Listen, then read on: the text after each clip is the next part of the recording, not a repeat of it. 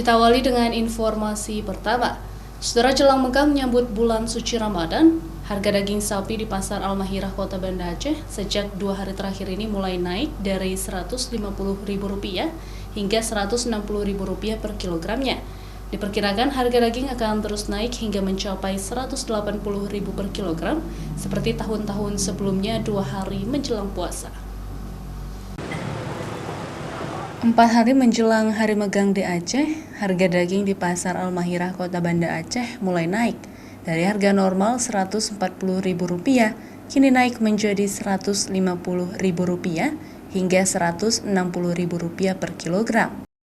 Meski mulai terjadi kenaikan harga, permintaan daging di pasar juga mulai meningkat dalam 2 hari terakhir ini. Karena sebagian warga mulai menyiapkan daging megang sebelum harga melambung naik. Kenaikan harga daging di Aceh terjadi setiap tahunnya pada saat hari megang menyambut bulan suci Ramadan. Namun kenaikan harga daging tak mengurangi niat warga Aceh untuk membeli daging menyambut tradisi megang bersama keluarga. Kalau megang nanti sampai 16-17. Naik lagi. Ini belum naik?